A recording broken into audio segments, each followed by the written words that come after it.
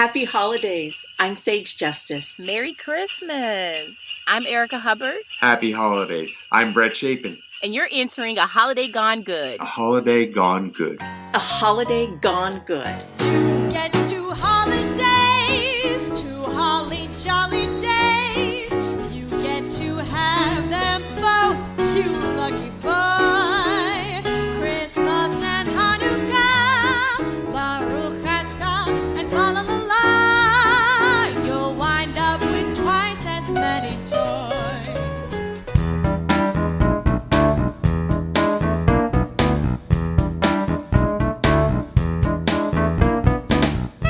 Well, ho, ho, ho. It's time to crack out the latkes and get frisky under the mistletoe. My name is Santa Steve, and you've found yourself smack inside our third annual Holidays Gone Good. What's the best present you can give a podcast at Christmas /Hanukkah /Kwanzaa /Festivus? The gift of sharing, of course. Help us spread the good of this special episode by sharing it with your friends and families and even, yes, the Grinches and Scrooges in your life. Brighten the season by sharing the good of World Gone Good. All right, are you ready for a merry overload? Well, you better be, because my four guests today are here and they're bringing their holiday good in force. So let's get right to it, shall we? First up, my new BFF actress and mentor, Erica Hubbard. Well, now don't get jealous, all my previous and current BFFs. You're going to want her to be your BFF too as soon as you meet her. My new BFF actress and mentor, Erica Hubbard, is here.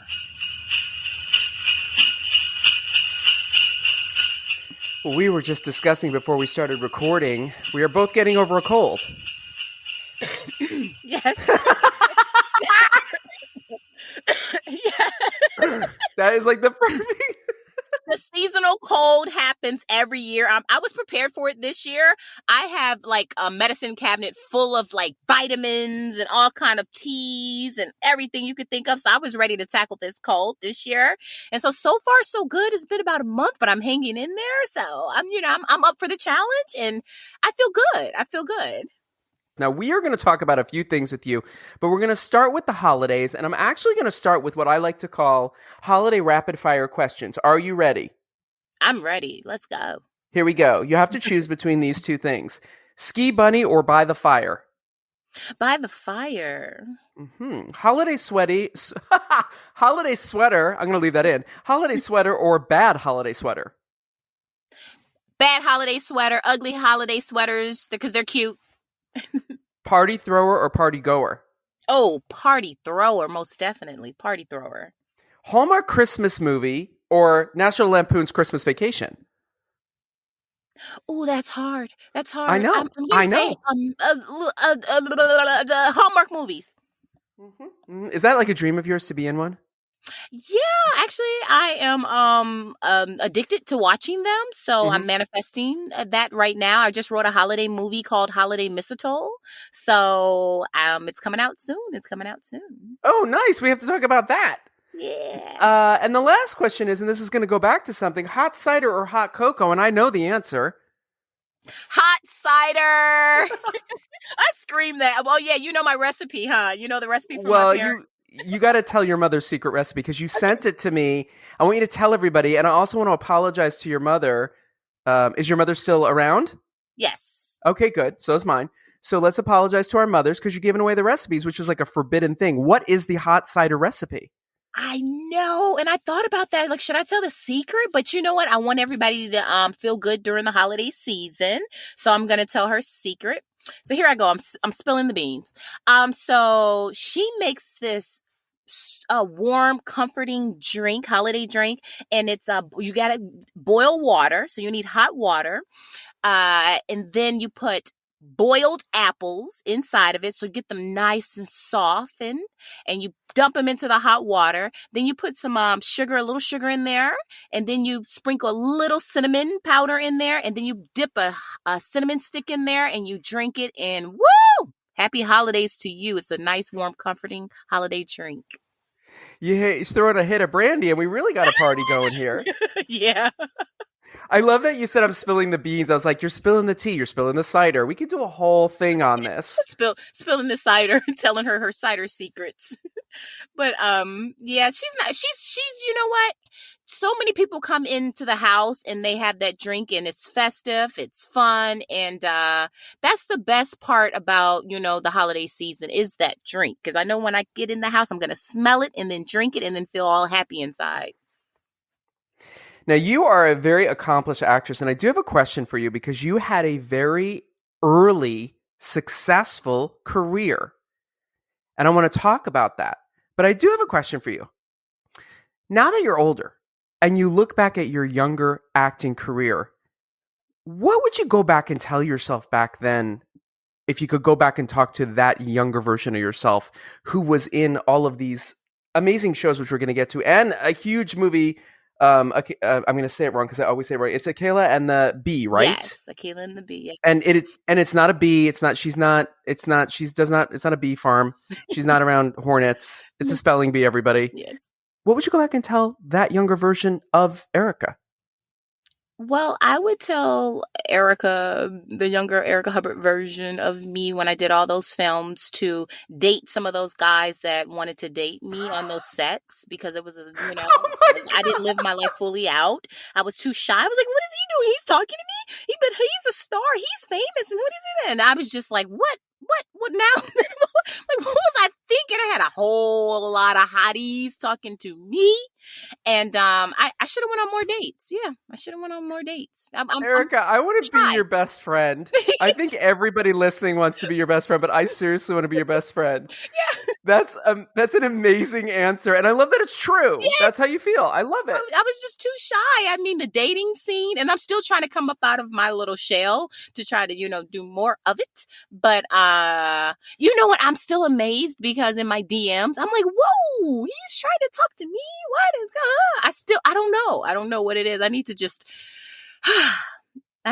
come up out of my shell and be like, embrace it and be like, yeah, let me talk to him. Let me go out. Let me come on. But I'm still talking to myself and trying to amp myself up to get out there. Let's talk about Lincoln Heights. You had a good experience playing Cassie. You had a okay experience. How was it for you? I was in love with Cassie. I would date Cassie. I love Cassie. Playing Cassie's son. She was phenomenal. I just woke up every day at 3 a.m, 4 a.m. and happy to go to work and come back at 11 p.m, 10 p.m. because I live so far from the set. I was just happy. I was happy all 4 years. So that was a really good experience with Cassie. That's great. And they filmed here in Los Angeles. Yep. They filmed right there in on a whole bunch of sound stages. But you know what? We filmed in Culver City, but I have to say, I think what makes that series so great is that it's action-packed. It was action-packed. Every single episode, we did locations. We were on location as well as on sound stages. But, with the car chases and the police scenes and then all the dating that Cassie did and all in about around town, it just held your attention. And then the storylines, the writing was good. The lighting was good. Everything was good. The set decor, the props, everything was good on that set. The food was good. So we just all were just elated to be there as one big family. And, rest in peace. Happy heavenly belated birthday to Chadwick. Because, he's part of our family. Very early, we met him. Nobody knew about him, but oh my gosh, talented. Let's talk about your Christmas movie that you say you wrote. I want to hear about this. Well, I just wrote a Christmas movie called Holiday Mistletoe. So a couple of people are so interested in it. I got some attachments and it's a cute love story. I love love stories. So I wrote that in mind. And, I'm a Christmas movie watcher guru. So I was like, it can't be just like any other Christmas story. It has to be something different. So not to give too much away, but Holiday Mistletoe is just a story where she's looking for love, but she finds it in the comfort of her own home. Now, how does that happen? So she's always out and about looking for love, but she ends up finding the love of her life at her house. So it ends cute. It ends so cute, and I can't wait for people to see it. And did you write the character for yourself, obviously, or do you want to direct it? You know what? It's crazy because a lot of producers that I have it in the hands of, they're like, Erica, you should direct. So I'm thinking about directing it. But I got some other scripts that people want me to direct as well. So I just got to see with scheduling and time constraints what I want to do. But I'm just happy that I wrote something that people they relate to, and they're like, okay, I'm on board. So that's what I'm happy about, and then plus it's a good holiday cheery film. So that's first and foremost. And then people are like, you got to write your story. So I am going to write my story because people are interested in how I got to where I am from growing up on the south side of Chicago and like a crazy little environment. And then how did I, flourish into this? So I'm going to write my story soon. We talked to a lot of authors and a lot of writers on here, and we just spoke to a self-published author named L.L. Abbott, who's self-published over 20 of her own novels. And we always talk about this, is like I always ask, does everyone have a story to tell? Do you think that everyone has a story to tell, but do you also think that people have a holiday story in them to tell? I think everybody has a story to tell. I think everybody life is fascinating once you dig deep and listen to people and their upbringing, because it's always fascinating to hear how people grew into who they are. And so I think we need more of those stories, true life stories. And we don't get to see enough of them. But what makes a fascinating story on my end that people are like, they're kind of perturbed. Like, wow, you came from that. And how did you, because a lot of times when you grow up in a certain environment, you get stuck in that environment and you're kind of hopeless. And they're like, well, how are you so hopeful? And so I kind of programmed my own mind to be hopeful. And I am my own best cheerleader. I am my own best coach. And I really didn't have a lot of mentors growing up. A little bit in the church, but I wasn't really that much into the church like that. But I think that's what helped me just being like an advocate for myself, and reading. I read a lot. I read like 10 books this year, self-help books and podcasts such as yours, and just listening to people that are accomplished. I dug myself out of a hole and grew. And so that's one of the reasons why I like to give back too. And I created the Erica Hubbard Foundation. My nonprofit is to go back and mentor kids that are trying to come up out of bad situations and make something great of their lives. So it's just important. It's important to give back and to, be your own best cheerleader, be your own best advocate, say your mantras, say your affirmations, whatever you need to do, your chants, whatever, sing to yourself, whatever you need to do, to make yourself become something better. Tell us about the Erica Hubbard Foundation. How did it start? What are the goals? And my question is for you too. Start there. I always do this. I'm so sorry to all my guests. I'm one of those people who ask 30 questions and they're like, what were the fucking questions you just asked me, Steve? Okay, so how did this start and what are your goals with it? You just said what the goals with it, so that's pretty much done. Go ahead. Oh, Steve, I created the Erica Hubbard Foundation, 501c3 nonprofit, because, so I was on Lincoln Heights and I got a lot of phone calls to talk to people. Like every weekend. I was like, whoa, I'm just getting off work. I'm tired, but I do feel like I do want to motivate somebody. Wait, when you say you had people calling you, yes. Do you mean like younger people who needed inspiration? You had both. I had adults calling me needing encouragement. I had kids, youth group centers calling me needing mentors. And so I would go to colleges, I would go to youth groups, elementary schools, and motivate and encourage the kids to see something beyond what they see. So how do you do that? I was the power of imagination, and I would do like feel good exercises, exercises to create a future, to be a visionary. So I would do that. And then I started getting a lot of phone calls, more and more Girl Scouts of America, Boys and Girls Club. I was like, whoa. So then I was like, wait a minute. Let me just create a nonprofit. So I created a nonprofit in 2010. And I've been, getting calls and mentoring kids since 2010, but I've also gave out scholarships as well, which I think is important for people who want to further their education.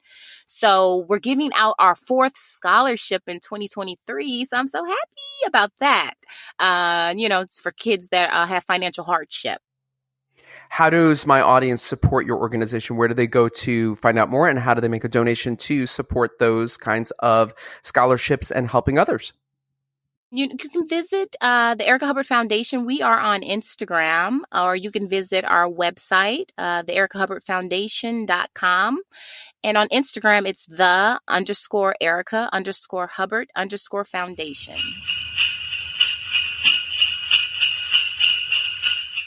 Go give Erica Hubbard's foundation some good holiday love. Next up, actor Brett Chapin brings letters to Santa front and center.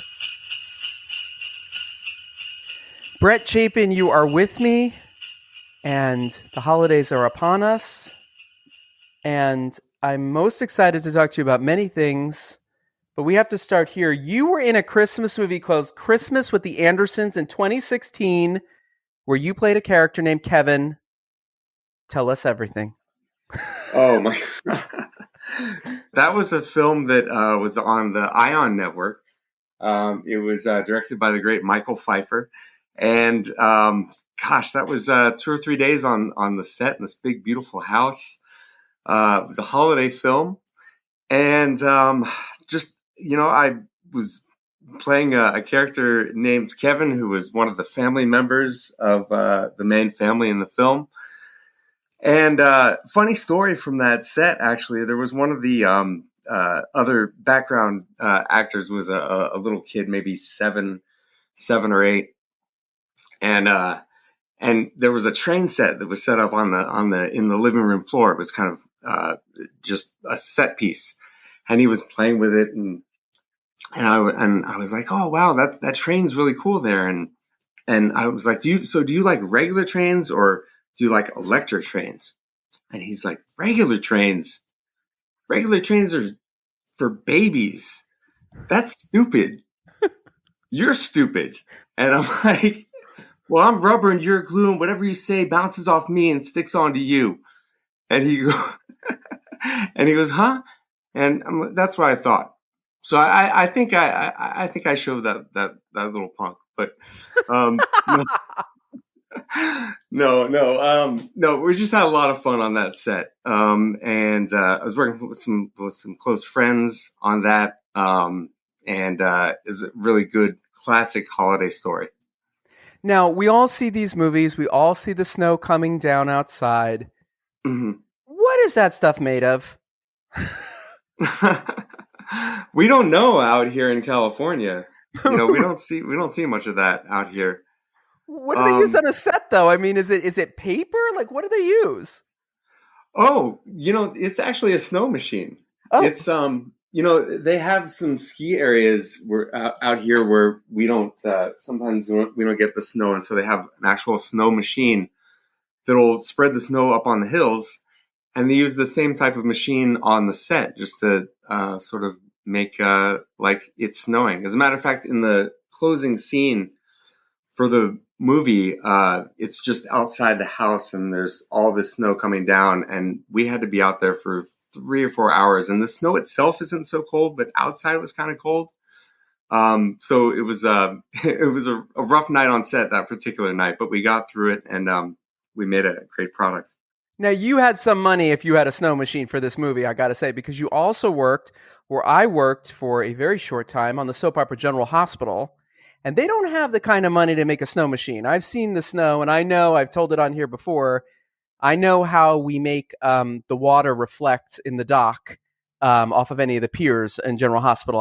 I worked there. I know that it's pieces of broken mirror put in a little bathtub, and they hit it with some light, and it throws some light up at your actory faces. You were on General Hospital, and who did you play on the show? Oh, you're giving away all our secrets. Sorry, I've done this before. That's all right. The magic of Hollywood. I played Roger Barstow, who works for Victor Cassadine. He was killed off, unfortunately. He was knocked out and then suffocated with poisonous gas. But I've had a chance to come back on the show for maybe 10 or 12 episodes since then, playing different background roles and small minor characters, and it's been a real pleasure. Now, you are also a podcaster yourself. You had a show, I believe, called La La Land. Yes, La La Land Talk, the only nationally broadcast show at the time by Los Angeles artists about Los Angeles artists. Very cool. And how did that start?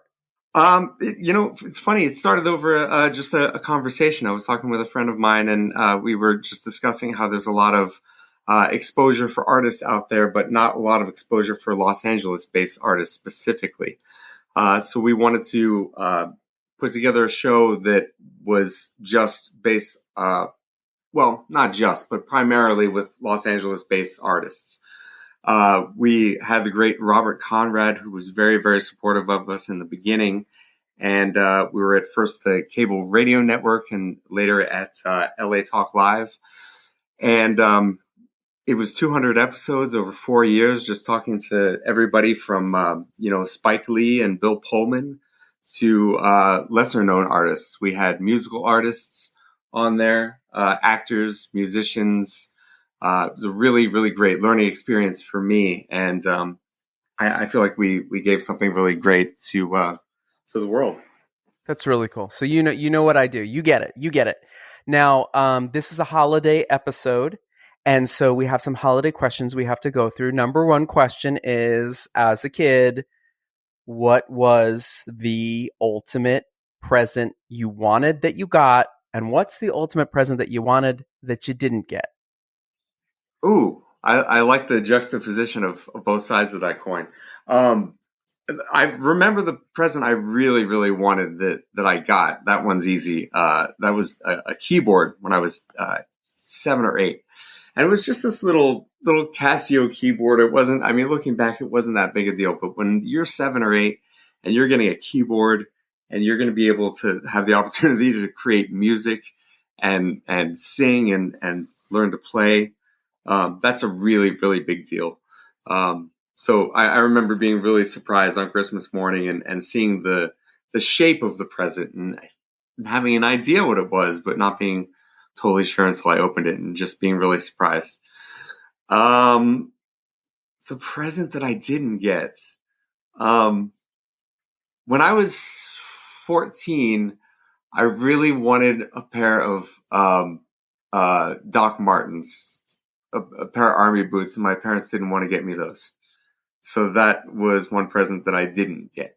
Those are pricey. They are. They were like $200 at the time, and that was, even back then, that was a lot of money. So that's yeah. That's. I don't know why. It must have been in my dark emo phase at that time. I wanted army boots.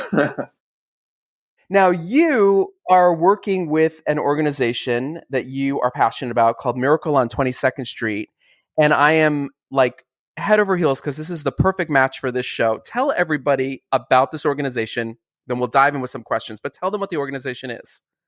Yes, Miracle on 22nd Street. So this is run by a great guy named Jim Glaub out in New York City. And the story behind it is randomly, I guess it must have been 11 or 12 years now, he started receiving letters from kids to Santa. For whatever reason, they were addressed to his address, to his apartment number in New York. And he and his partner started receiving all these letters, hundreds of letters. And they didn't know what they wanted to do with them, but they knew that they couldn't just let them sit there and have Christmas morning come and have nothing be done with them. So they put they made a little Facebook group called Miracle on 22nd Street, which still is up and running today. That's where people can find it.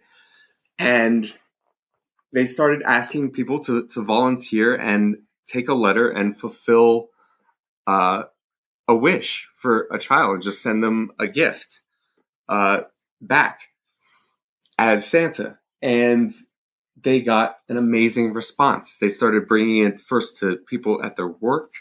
And then, the New York Times got a hold of the story and they put it out there, and hundreds and hundreds of people started volunteering to receive a letter.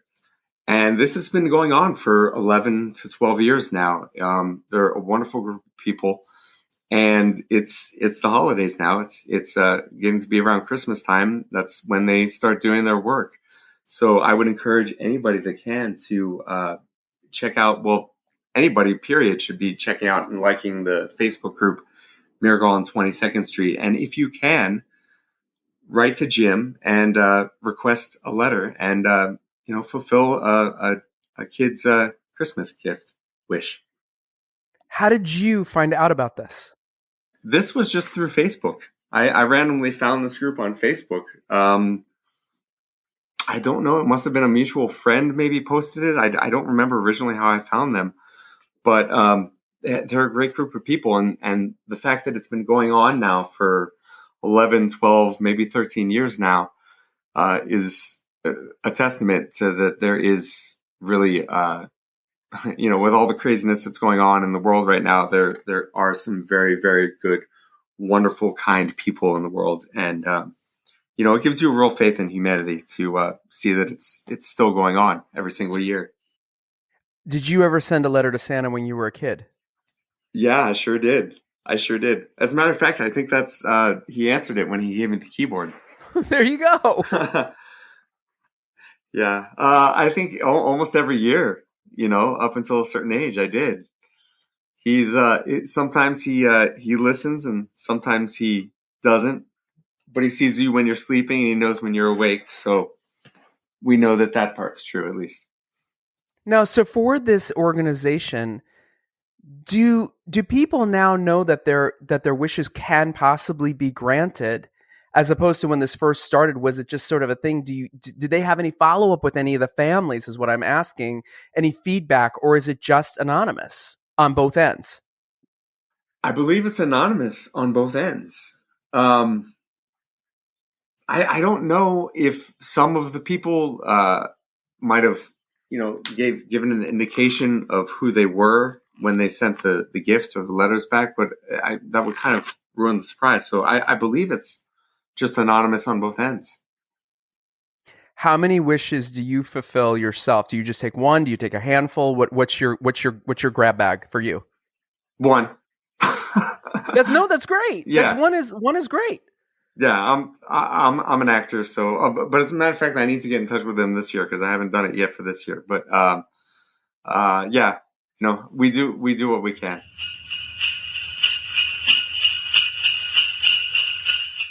You can see Brett next year in Apple TV's Mrs. American Pie, starring Kristen Wiig, Ricky Martin, and holy jingle bells, the Queen, Carol Burnett. Now for some good holiday music delivered to us from across the pond.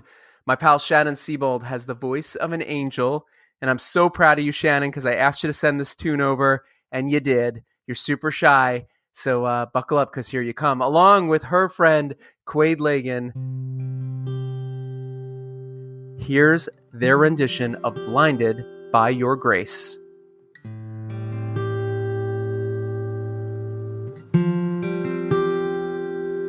I'm blinded by your grace every night and every day. When I was lost, yeah. Well, ever since you found me, I'm blinded by your grace. Through the darkness you came, and I'll be alright with you by my side. The way that I see it, know that I need it. Your love never lets me down. Your love never leaves me. I'll know, oh Lord, I've been broken. Although I'm not worthy, you fixed me. Now I'm blinded by your grace. You came and saved me, Lord. I've been broken, although I'm not worthy. You fixed me. Now I'm blinded by your grace. I said a prayer this morning. I prayed I would find a way to another day. I was so afraid till you came and saved. You came and saved me. And the rain was pouring as the sun faded away. Now I'm in a better place, no longer afraid. Blinded by by your grace. You came and saved me, Lord. I've been broken, although I'm not worthy. You fixed me, now I'm blinded by your grace. You came and saved me, Lord. I've been broken, although I'm not worthy. You fixed me, now I'm blinded by your grace. You came and saved me, Lord. I've been broken, although I'm not worthy. I'm blinded by your grace. You came and saved me.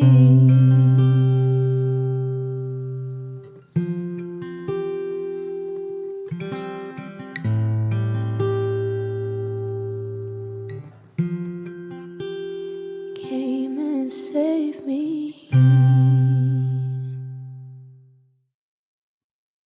What better way to wrap up all this goodness than a jolly old holiday tale delivered from my good friend, Sage Justice? Long before I had a child, in the era of arrogance where one dreams of being that parent who will finally do everything right, I was contemplating whether or not I would raise my child with holidays.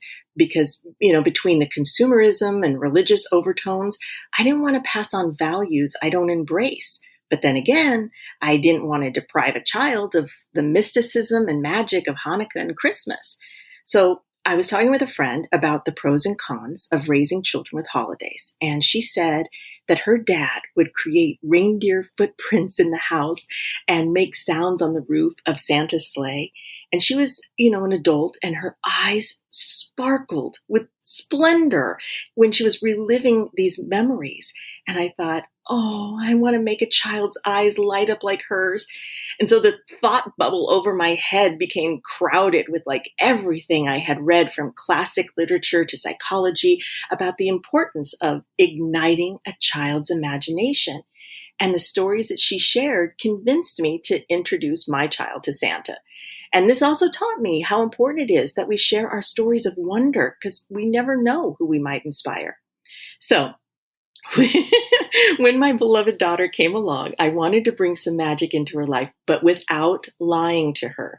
So I explained the historical relevance of Santa and that he was based on a real man, St. Nicholas, and that the current Santa was a symbol of Christmas spirit. So I took her to a mall to have her picture taken with Santa. I think you saw this picture. And this Santa would write on a piece of paper the item the child said that they wanted for Christmas, hand it to the photographer, and if you paid the overpriced price for the photo package, you received the piece of paper with your child's wish. Well, Steve, when I read the piece of paper, I asked myself, what kind of Pandora's box did I just enter? My child's wish had 2 words on it: world peace. She was 4. So another Christmas rolled around, and we stood in line for a photo with Santa. And my daughter was none too pleased. Not only did she not receive the gift of world peace that she had asked for, but she informed me that this was not the same Santa as the one she took a picture with last year. And I knew she was right, because last year Santa had introduced himself to me by saying, "I'm Terry, the Santa, Terry Santa." This year Santa appeared to be a bit less sanitary. So my daughter confronted me.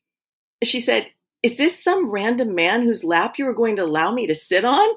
To which I could only reply, "Who wants to go to Build-A-Bear?" So there were no more trips to Santa after that. However, he did remain the symbol for Christmas, who worked within each parent's personal budget, which is how we were able to explain to our curious daughter why Santa couldn't simply pay all of our bills. Now, it gets a little complicated here because around that time, our daughter lost her first tooth. So we explained the tooth fairy to her. We wanted to keep the magic going, with Santa and the tooth fairy.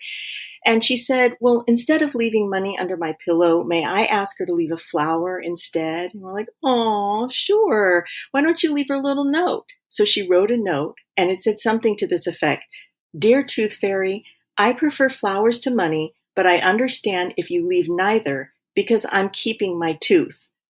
Why are you collecting children's teeth anyway? That's creepy. If I give you my tooth, you might be able to clone me. No, thank you. So at this point, I feel like I failed to bring the childhood wonder into her life via the weird collector of DNA that is the Tooth Fairy, and Santa, whose theme song sounded like instructions on how to be a stalker who knows when you're sleeping and who knows when you're awake. So I was considering throwing in the towel when a tiny gentleman named Smith arrived and filled our lives with years of magic and wonder. So Smith was an elf on the shelf. And for as much as our daughter rejected the Tooth Fairy and dubious mall Santas, she loved all things fairy, mermaid, and miniature. So my daughter is immunocompromised, and so some Christmases and Hanukkahs were spent in the hospital, where Smith kept vigilant watch over her. And the fact that he would be in one creative and precarious location at night and somewhere completely new and different the next morning, it sparked her interest. And that he required nothing of her in exchange for his presence was the kind of Christmas magic she could embrace, as she had always resented the conditional love that Santa's naughty nice policy incited. She loved Smith so much that she asked if he could come on her birthday as well as the month of December. And thus began the tradition of birthday visits from Smith, her elf on the shelf, who would dress in a yellow birthday cupcake suit and bring a teeny tiny scrolled birthday wish. Now here's where the 34th on Miracle Street magic comes. For her 7th birthday, we were in Chicago, and our daughter was worried that Smith wouldn't be able to find her. So we stayed at the Silver Smith Hotel in hopes that he would find her through his namesake. And we decided to take a walk to view Macy's annual holiday window displays, which were placed surprisingly early that year, when lo and behold, who was there to greet us but Smith, our daughter's elf on the shelf, dressed in his traditional Christmas attire. This was one of the most magical moments my daughter remembers of her childhood, for when we arrived back at the hotel, who was there to greet us again?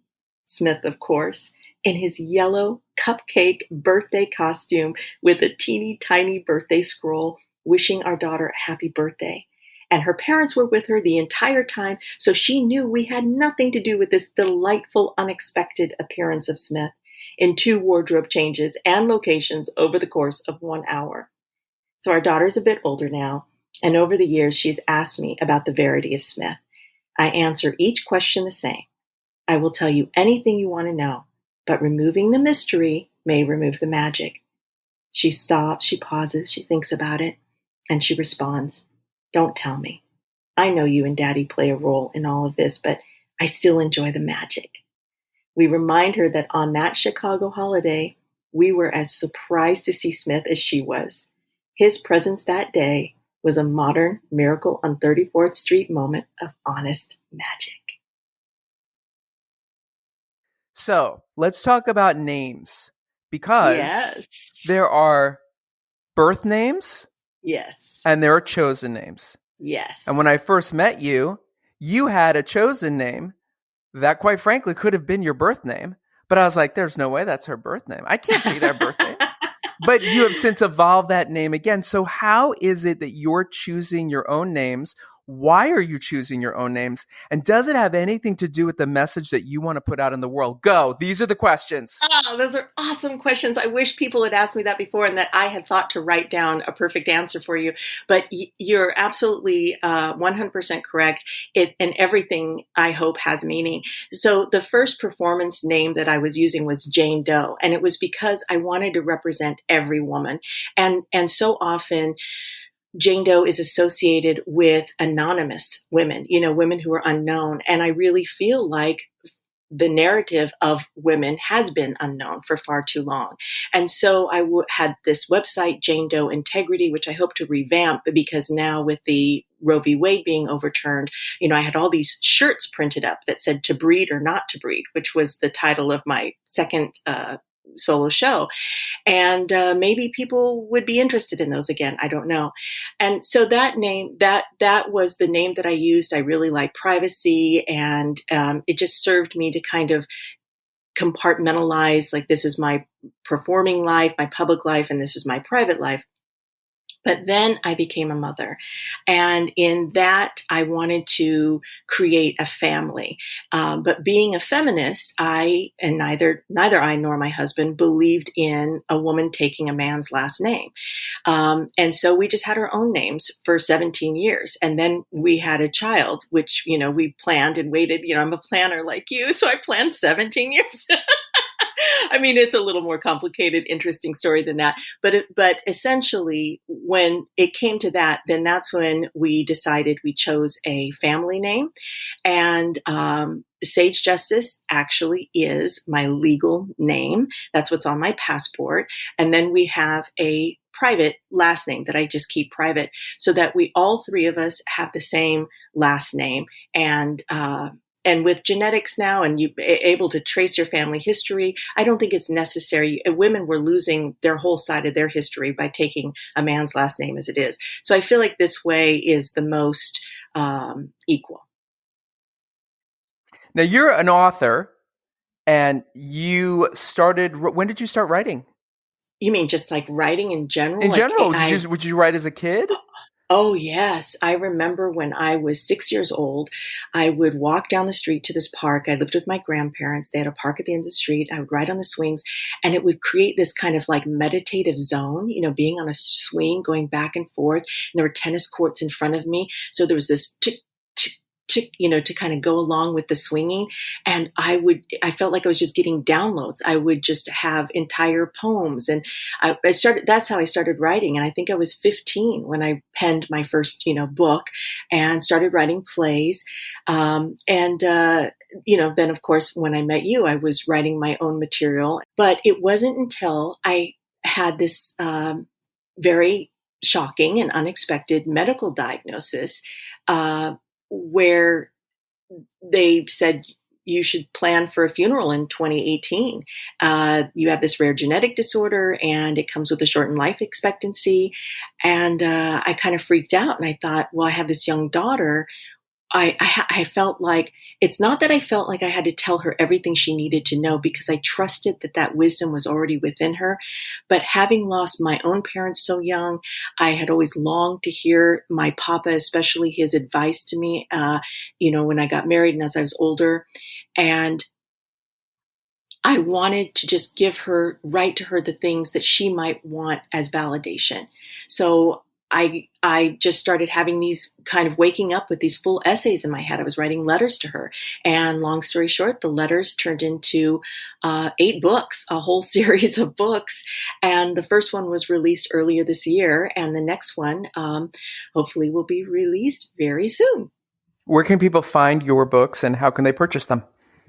They can find them on Amazon. And the best way it's tricky. You have to type in the whole thing, and I apologize, but Sage Words Freedom Book 1.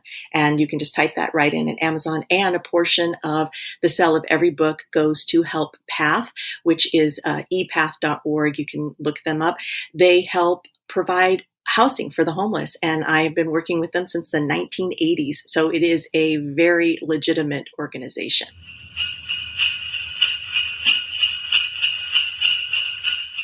We normally close these shows by asking a set of questions, but because it's the holiday, we're going right to this one. Tell me something holiday good. Ooh, what's good about the holiday? Okay, so what's good about the holiday is the shopping addictions. I have a shopping addiction, so I like to online shop, and it gives me a reason to say that this is good because I do it all year, but then I go extra hard shopping during the holiday season, because it gives you a purpose. It's like, okay, wait, you're not just shopping to shop, you're shopping for other people. So the best part about holiday season is not just shopping for yourself, but also shopping for others and giving gifts. So I'm a gift giver, so my holiday list is nice. And I like shopping. I like shopping for people. So happy holidays. Something holiday good. I just remember, we were talking about holiday memories. I just remember the anticipation is on Christmas morning is such an exciting thing. And I think that's something that sometimes we we forget about in life is that every day should be Christmas. Every day there should be anticipation of waking up and being able to, go about our day and live our life and give back and do what we can. And that anticipation, I think, is important to carry with you. So something holiday good is remember the anticipation and the excitement of everyday life, and make every day Christmas, and do what you can to give back at all times. Oh, everybody's nicer during the holidays. Sparkling lights and people's hearts soften and open, and they're more receptive to connection and to healing. And I'm really big on healing, and especially keeping your boundaries, but healing any kind of relationship wounds. I think the holidays is the perfect time that just people soften their hearts during that time.